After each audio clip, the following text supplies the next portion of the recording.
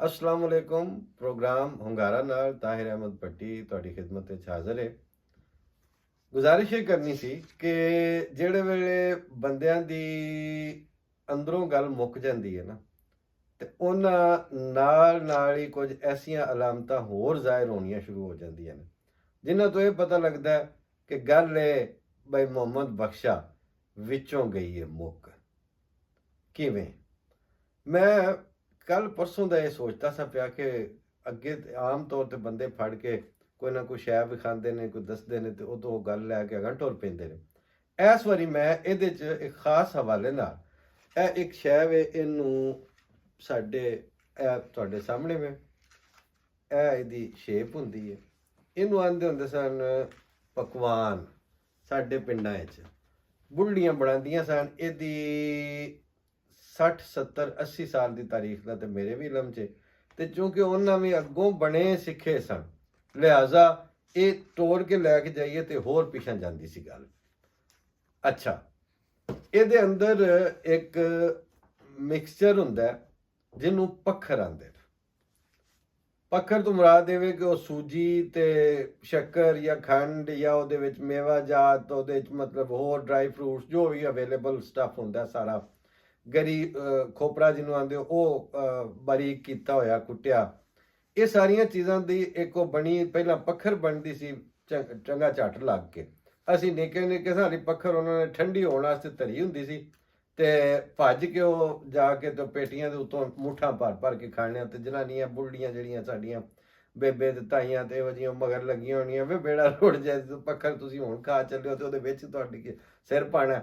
ਇਹ ਸਾਰੀਆਂ ਅਸੀਂ ਸੁਣਦੇ, ਸਾਡੇ ਸਾਹਮਣੇ ਫਿਰ ਇਹ ਬਣਨੇ, ਔਰ ਫਿਰ ਇਹਨਾਂ ਦਾ ਇੱਕ ਯਾਨੀ ਇਹ ਕਈ ਦਿਨ ਤੱਕ ਇਸਤੇਮਾਲ ਹੋ ਸਕਦਾ, ਇਹਨੇ ਖਰਾਬ ਨਹੀਂ ਹੋਣਾ, ਇਹਦੇ 'ਚ ਉੱਲੀ ਨਹੀਂ, ਇਹਦੇ 'ਚ ਸਮੈਲ ਨਹੀਂ ਆਉਣੀ।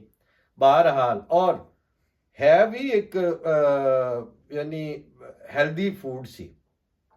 ਇਸਤੇਮਾਲ ਕੀ ਸੀ ਕਿ ਸਵੇਰੇ ਸਵੇਰੇ ਉੱਠਣਾ ਤੇ ਉਹ ਸਰਦੀਆਂ ਦੀਆਂ ਦਿਹਾੜਿਆਂ ਦੇ ਵਿੱਚ ਉਹ ਤੁਹਾਨੂੰ ਉਹ ਪੱਖਰ ਆਪਣਾ ਪਕਵਾਨ, ਇਹਨੂੰ ਟੁੱਕਰ ਵੀ ਆਂਦੇ ਨੇ ਔਰ ਇਹਨੂੰ ਲੱਡੂ ਵੀ ਆਂਦੇ ਨੇ। ਇਹ ਤਿੰਨ ਨਾਂ ਤੇ ਮੈਂ ਸੁਣੇ ਨੇ, ਚੌਥਾ ਜੇ ਅੱਗੋਂ ਕਿਤੇ ਕਿਸੇ ਹੋਰ ਨੂੰ ਪਤਾ ਹੋਇਆ ਤੂੰ ਦੱਸ ਜਿਹੜੇ।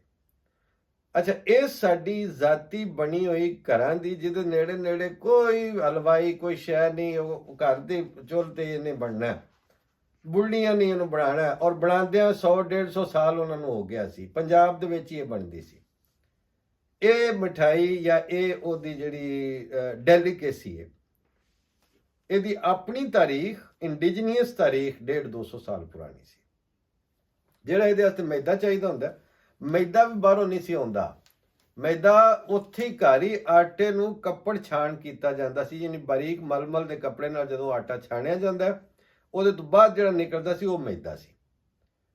ਹਰ ਸ਼ੈ ਇਹਦੀ ਇੰਡੀਜੀਨੀਅਸ ਸੀ। ਘਿਓ ਜ਼ਾਹਿਰ ਉਹ ਹੀ ਸੀ, ਉਹਦਾ ਵੇਲਣਾ, ਉਹਨੂੰ ਬਾਰੀਕ ਕਰਨਾ, ਹਰ ਪ੍ਰੋਸੈਸ ਉਹਦਾ ਇੰਡੀਜੀਨੀਅਸ ਸੀ।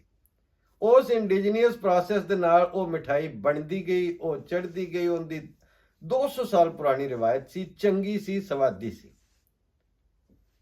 ਅੱਜ ਇਹਦਾ ਨਾਂ ਕਿਸੇ ਨੂੰ ਪੁੱਛ ਲਓ, ਅਜਾਣਿਆਂ ਨੂੰ ਪਤਾ ਹੀ ਕੋਈ ਨਹੀਂ।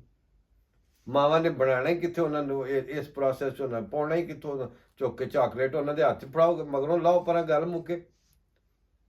ਅੱਛਾ, ਜੇ ਚਾਕਲੇਟ ਨਹੀਂ, ਮੈਂ ਗੱਲ ਲਿਆਉਣੀ ਸੀ ਡੋਨਟ ਤੇ, ਕਿ ਜਿਹੜਾ ਇਸਲਾਮਾਬਾਦ ਤੋਂ ਕਾਜ਼ੀ ਫਾਇਜ਼ ਈਸਾ ਦੀ ਬਿਸਤੀ ਕਰਨ ਵਾਲੀ ਡੋਨਟ ਵਾਲੀ ਸ਼ਾਪ ਖੁੱਲੀ ਹੈ, ਇਹਨਾਂ ਨੂੰ ਪਹਿਲਾਂ ਪੁੱਛੋ ਡੋਨਟ ਤੁਸੀਂ ਲਿਆਂਦਾ ਕਿੱਥੋਂ, ਇਹ ਕਰਨਾ ਕੀ ਸਰ?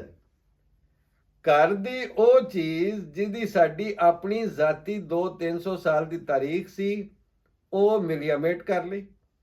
ਉਹਦੇ 'ਚੋਂ ਇਹਨਾਂ ਨੂੰ ਸਵਾਦ ਕੋਈ ਨਹੀਂ ਆਉਂਦਾ, ਉਹ ਇਹਨਾਂ ਦੇ ਅਜਾਣਿਆਂ ਨੂੰ ਪਤਾ ਕੋਈ ਨਹੀਂ, ਅਜਾਣਿਆਂ ਦੀਆਂ ਮਾਵਾਂ ਨੂੰ ਬਣਾਉਣਾ ਕੋਈ ਨਹੀਂ ਆਉਂਦਾ। ਤੇ ਡੋਨਟ ਜਿਹੜਾ ਉਹ ਇਸਲਾਮਾਬਾਦ ਜਾ ਕੇ ਕੋਸਾਰ ਮਾਰਕੀਟ ਦੇ ਵਿੱਚ ਉਹਦੀ ਫਰੈਂਚਾਈਜ਼ ਬਣ ਗਈ। ਕਿਸੇ ਬੰਦੇ ਪਰਤ ਕੇ ਪੁੱਛਿਆ ਉਹਨਾਂ ਕੋਲ, ਇਹ ਡੋਨਟ ਕਿੱਥੋਂ ਆਂਦਾ ਜੇ, ਕੀ ਹੁੰਦਾ? ਮੰਗ ਕੇ ਆਂਦੀ ਚੀਜ਼ 1500 ਗੁਣਾ ਜ਼ਿਆਦਾ ਕੀਮਤ ਤੇ, ਉਹ ਅਸਾਂ ਖਾਣੀ ਹੈ, ਉਹ ਅਸਾਂ ਲੈਣ ਜਾਣੇ ਨੇ, ਉਹ ਸਾਡੀ ਨਹੀਂ ਹੈ। ਡੋਨਟ ਸਾਡਾ ਨਹੀਂ ਹੈ, ਤੇ ਇਹਨਾਂ ਦੀ ਮੌਤ ਪੈਂਦੀ ਪਈ ਹੈ ਸਾਨੂੰ ਡੋਨਟ ਨਾ ਲੱਭਾ ਤੇ ਸ਼ਾਇਦ ਅਸੀਂ ਮਰ ਜਾਈਏ। ਲੇਕਿਨ ਕਿਉਂ ਮਰ ਜਾਣਾ? ਉਹ ਤੁਹਾਡਾ ਸਟੇਟਸ ਸਿੰਬਲ ਹੈ, ਟੌਰ ਦੀ ਅਲਾਮਤ ਹੈ, ਸਟੇਟਸ ਸਿੰਬਲ ਮੰਗ ਕੇ ਕਿੱਥੋਂ ਆਂਦਾ ਜੇ?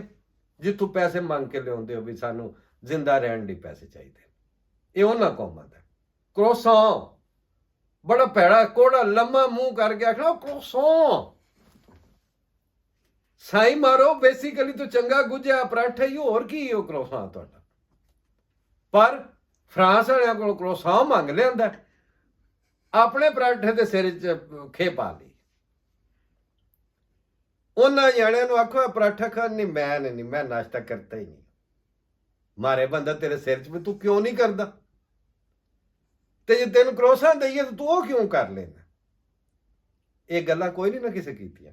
ਇਸ ਵਾਸਤੇ ਕਿ ਜਾਲੀ ਲਾਈਫ ਸਟਾਈਲ ਸੀ, ਜਾਲੀ ਜ਼ਿੰਦਗੀ ਸੀ, ਜਾਲੀ ਕਲਚਰ ਅੱਗੋਂ ਕੱਢਣਾ ਚਾਹ ਰਹੇ ਸੋ।